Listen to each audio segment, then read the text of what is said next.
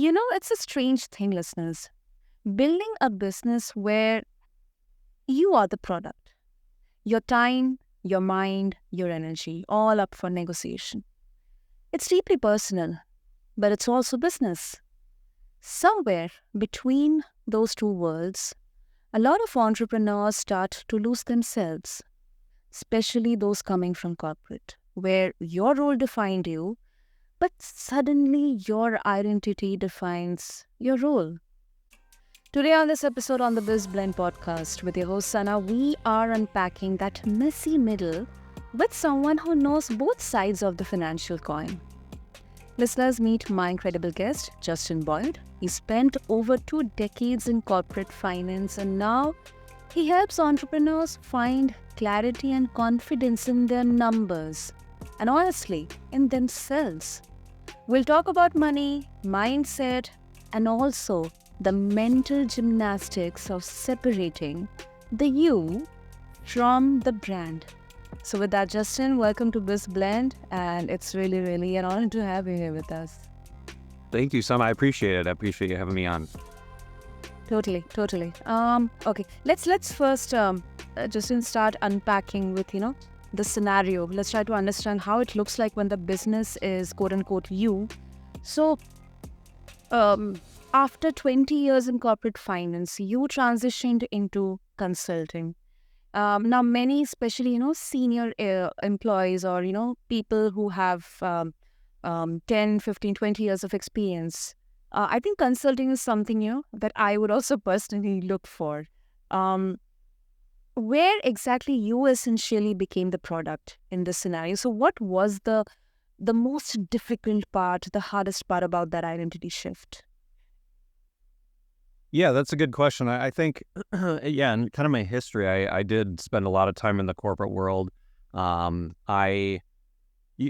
in the corporate world, you sort of struggle with your identity because it feels a lot like you are, you're owned by the company. You are only good for what your product is, and they can really define who you are. And early on, even for people in the corporate world, I found a good way to look at it where you need to view yourself as a partner with the company, and they are hiring you for your expertise, and you're really partnering with them, almost as a consultant mindset when you're still an employee, to say, hey, you are compensating me in exchange for my skills, and it's a two-way street. We both benefit, but I'm not owned by you, and I'm not, it gives you sort of identity in and of yourself, and that ownership over your own self.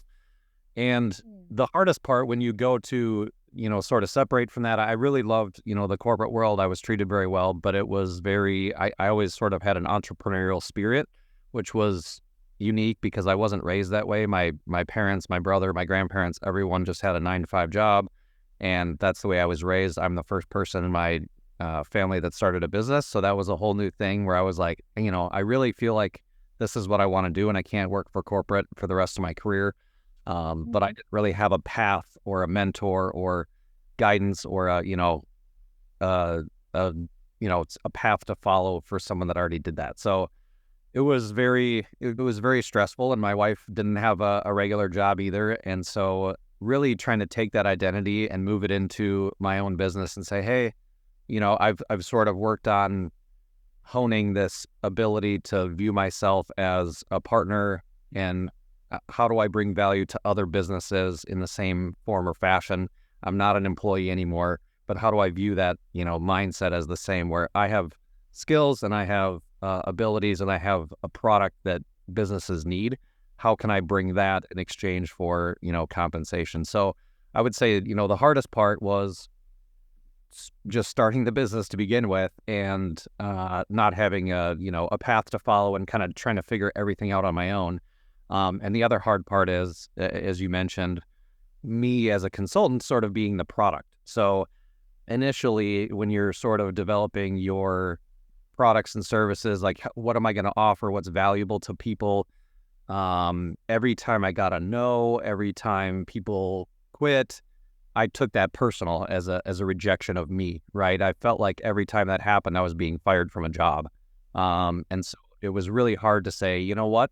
Maybe it's not me. Maybe it's just the services that I'm offering. And I need to just tweak that or adjust that. Maybe it's a pricing thing. Maybe it's, there's other things I could be doing that are more valuable. So the hardest part there is just separating yourself. Like, did I underperform? Did I not do what I was supposed to do? Or was it, a black and white, they got a service that they didn't want or they didn't get enough, and I can just tweak the services and, I'm fine, but it's just, what I'm offering. So that's really, and it's still to this day challenging to separate those things, but that's a really difficult thing, going to work on your own and feeling like I'm failing as a business owner because some people said no. And it's like, well, no, every business has people that say no. It's not a product and service that works for everybody all the time. And you have to accept that, and you have to not take it personally. So having that sort of headwind and challenge alongside of just making a business run, on your own, no matter what business it is, it was doubly challenging, I would say. Wow. Yeah, I absolutely connect with that, Justin. Both aspects, let me first begin kind of understanding, like expressing what I understood. I think, first of all, it really, really speaks of the boldness and also the mental strength within you, Justin, because especially coming from a background where, you kind of haven't been within entrepreneurship or from a business background, you are not following any path. You are actually creating that path. Right. And I think that is something very, very bold. And one question that comes to my mind, Justin, that um, because, especially for people, even in my family also, like, um, primarily, people have like worked in service sectors, paychecks, stable paychecks. They have seen that life of stability, paychecks, savings, retirement. Um, Working, maybe freelancing or gig working is something kind of very alien. So sometimes it kind of becomes very difficult to uh, yeah, bridge that gap between these two worlds. So in terms of like your family or in your personal life, have you have to deal like with any kind of um like a difficulty or maybe a discomfort that this is not something stable, you're taking a huge risk in here, we haven't done anything something like this, so maybe you should be careful before you begin. Yeah, for sure. I would say, from a structural standpoint, my wife was a teacher where we were. So to add to this, maybe the craziness of all of this, we actually decided to move locations when COVID hit. We were living in Minnesota, up north, and we actually decided to spend time traveling. And we said, you know what, we're looking, we've always been looking for a new place to live. I had sort of been looking for a new job or, to start my own business. I didn't know what that was going to look like. So we did have, my stable income, my wife's stable income, and we pulled the kids out of school. We started homeschooling them. We started traveling full time. And at the same time, I was still working my 9 to 5 because everybody went remote. And I did that for a year. But then I also decided to start my own business, within the next year or so. So we basically had no stability of family around us. We didn't have stability of our home that we once had. My wife's job went away, and she was homeschooling, and now all the financial burden was sort of on me. So we had a lot of things changing at the time. And I've had people say, have you, how crazy is that? I was like, I didn't really know how crazy it was until I look back. And I'm like, yeah, maybe we could have done that a little bit differently, but it all worked out. And with a lot of that, comes faith, and, there's a lot of things out of our control, and we're going to just trust that, God's got our back, and he's going to provide. But so I would definitely say, leaving that comfort and that stability was one of the hardest things. And then from a mental standpoint, I would say, I've dealt with, mental health issues in the past, and just trying to stay healthy. And, it's challenging when you have kids, and it's challenging when you're the, financial provider. And that becomes even more challenging to wrestle with when you do have your own business. Again, going back to the every failure is on me personally. I didn't do something correctly. But again, a big part, and I'm a perfectionist, so and a big part of running a business is trial and error, and things aren't going to work out, and you learn from them, right? You have to take the mindset of it's either success or it's learning. There's no failure, and so really trying to work on that and say, you know what, it's not going to be perfect, but I need to keep moving forward, and I need to try different things, and it's okay if they don't work the first time because I'm making this up as I go, right? And so just trying to balance the mental health, the physical health, which plays a big part of that, and with the mental health, the spiritual health, and all of those. If you don't keep those, and the family, the family and the finances, if you don't keep those things in balance, then you don't, as a consultant, you're not delivering your best product to your customers, right? If you're not in a good headspace, if you're not stable, if you're not, mentally healthy, physically healthy, it's really hard to deliver your best self to your customers to get them the best experience, which, breeds more success. So you really have to make those things a priority. You can't just show up and, not have everything else in balance. It's not going to work, right? And so that's an extra challenge of, success or failure is all on me. And when you're in the corporate world, you feel like you want to make more decisions. Like my boss is making a terrible decision and the company's making a terrible decision. And there's a better way to do it. And you always know what that is.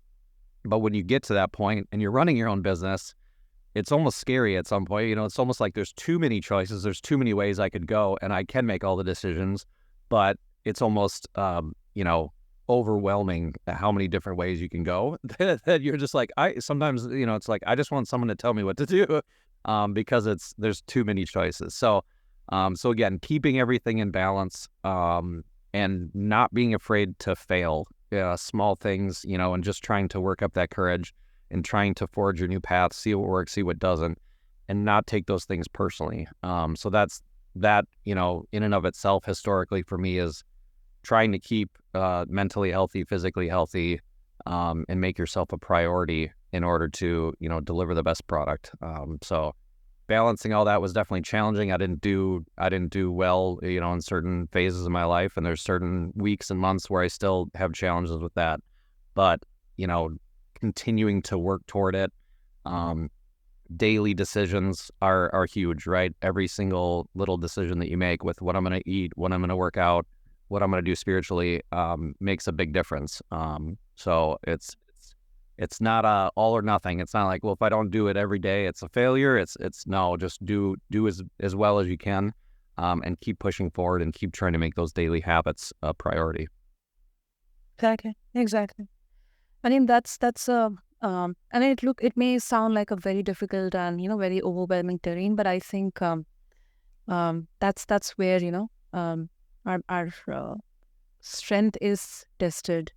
And you also mentioned about rejections. I mean, Justin, I have had conversations with guests. There was one particular conversation where we saw that how a business was born out of a single successful closure on call out of 5, I think it was 495 cold calls. Like 495 calls rejected and one call. It was quite a big brand, and the deal got closed, like the entire sales cycle started with that single call and it got closed, and that's how the business was born. So I think rejection is something that is a part of, especially in the entrepreneurship journey. And as you very perfectly said that, learning from them instead of kind of, sitting down on failures. I think that is something, as an entrepreneur, you have to kind of sign up for. Yep. Yes, for sure. And having the limiting mindset of there's, every failure, it's like all the, there's nobody else out there that's going to buy my product. You really have to take the mindset of there's a lot of potential customers out there and more will come your way. And just because you lose a few, it's not a big deal. You learn from it, you tweak, you adjust. and then you try to get the next one. But the biggest thing is just staying true to yourself and staying true to what you're trying to deliver. And if it doesn't line up with someone, that's okay. Don't change yourself. Don't change the core, the essence of who you are and what your business is for those no's. We want to win business, but we want to stay true to ourselves. So adjust the things that make sense where you can still deliver better value or deliver what they need, but don't sacrifice who you are and what you're trying to do just for the money in the short term. That's another big thing, because there are a lot of customers out there. There's a lot of businesses that'll want to work with me. And it just takes time. And I've found a lot of people that line up really well with who I am, personality-wise, values-wise, and what they're looking for. And it's a mutually beneficial thing, and it's great. And some days I feel like there's nobody else out there, but that's definitely not the way to look at it. It's, there's endless supply of customers. I just have to find the best way to find them. But it's not, you can't have that limiting belief. I agree. 100% agree. And also, one more factor which I want to focus on in here is like you have worked in structured corporate teams, and now often you work solo. So, what have you learned about the mental and emotional adjustment that comes with this isolation, if there is, or you may have a team? Yes, I've learned it's challenging, and it's not. I knew going in that I was going at it sort of alone, but at the same time, I didn't really foresee or predict, kind of the feelings that come with that and what that feels like down the road. So it's, again, very challenging times where COVID hit, so we're already sort of being isolated from one another. And then we left our hometown, so we're being separated from friends and family. Again, it was our choice. I'm not blaming that on anybody, but it's just the reality of what it was. And then I'm leaving all my coworkers who I worked with for, over a decade. And, we were all working remote anyways, but I left all the coworkers. So now all of a sudden we have very challenging social circles with what's going on in the environment and with our decisions. And then the business I'm building was all based on, a virtual framework, because I'm not just going to work with people local to me. Everything now with tools and resources we have can be virtual. And there's all my clients are, all over the place in the United States.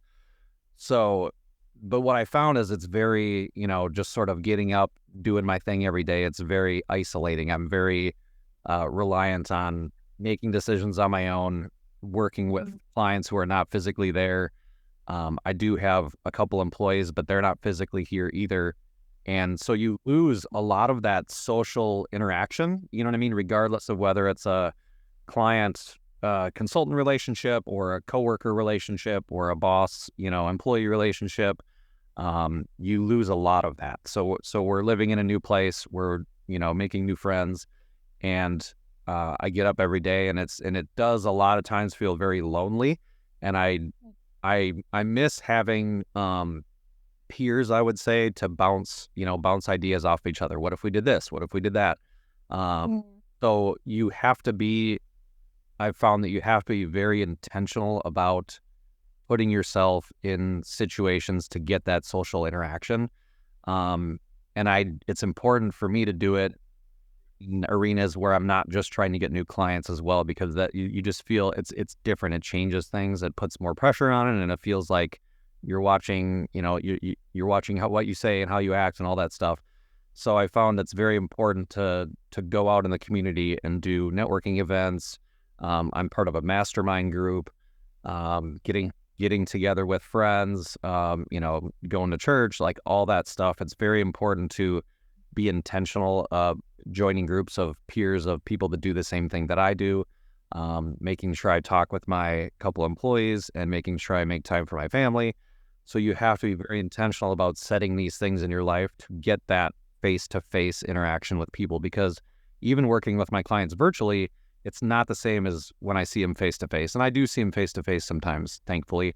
And face-to-face is so much better. And you have to have that as part of the deal Otherwise, it does get very lonely. And again, finding peers in your industry, or other people that you can bounce ideas off of and you can be vulnerable around, where it's not just clients, it's not friends that have no idea what you're doing or your spouse. It's people that understand your business, maybe have been through it in a similar business, where you can bounce ideas off them and you can have that, sharpening of your skills. Because otherwise it does get very, very lonely, and that can have a negative effect on, your mental health and just your overall efficacy with what you're doing with your clients. Absolutely. Absolutely. And you actually, I think it's such a beautiful blend of people you network or connect with, not only just from coming from an intention of bouncing off ideas or sharing skills or getting experiences, but I think some of these experiences, they can be so life changing, because not only we are connecting with them for work or for mentoring, for guidance, but sometimes it kind of becomes like this symbiotic relationship that I am taking away something which I can apply in my personal life. You are taking something away which you can apply in your professional life. So I think it's such a it's a symbiotic relationship.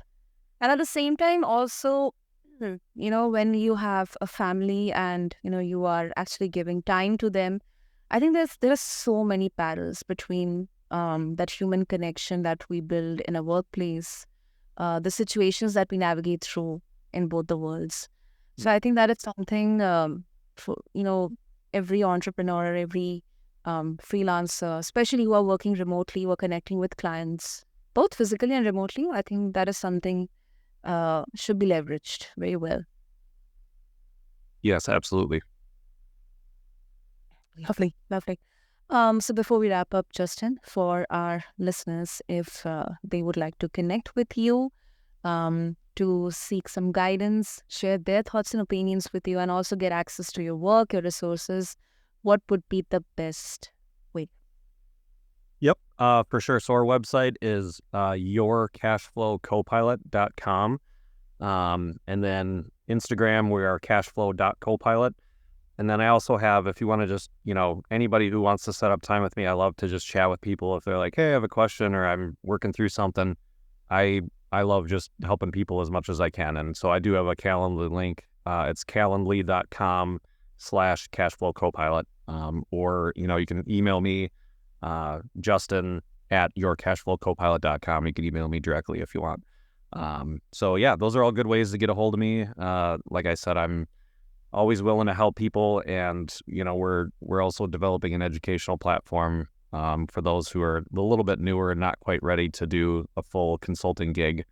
So we're hoping to have that live early next year. But yeah, reach out again. I love to talk with people. I love to help people. However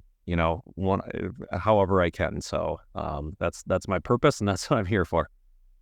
Absolutely, absolutely. And I think you are in that industry, which is such an intrinsic part of, especially when we're talking about mental health, whether it's for entrepreneurs or just an individual person.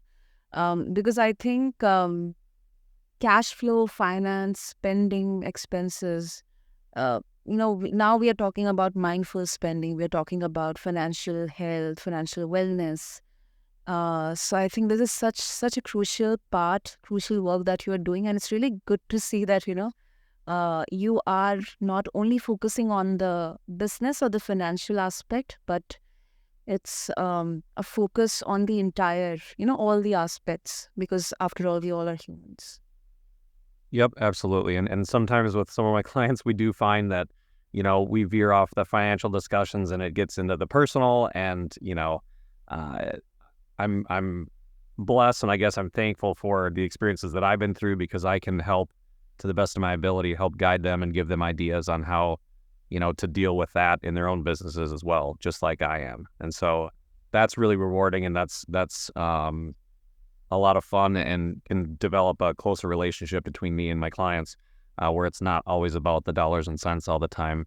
Although, that is important, but it's so intertwined with their personal health and their vision and their energy toward their company as well. So that is a huge blessing and a huge opportunity to, again, build closer relationships with them and help them in ways that they're not signing up for that with me, but it's just something that I can guide them through it to the best of my ability. Absolutely. Absolutely. Super, super. So, and listeners, what I'll do is I'll mention all the details and links in the show notes so that you can easily connect with Justin. And I think this conversation, it really, really gives us this takeaway that business growth, it isn't always or just only about scaling revenue. I think sometimes it is about scaling resilience. So when your name is your brand, you have got to build something that supports the human behind it, just like how Justin is doing. That means boundaries, systems, and yes, real conversations about money and mindset like this one. So, Justin, thank you so much for really shedding light on financial clarity. It's deeply human and also shedding light on the mental and physical health aspect of entrepreneurship. Absolutely. Thank you for having me. It was a lot of fun, and I love these type of conversations, so I appreciate it. Thank you. Thank you so much, Justin. And thank you so much to all the listeners for tuning into this episode of the BizBlend podcast. Until next time, keep blending the business with the being. And this is your host, Sana, signing off. Thank you.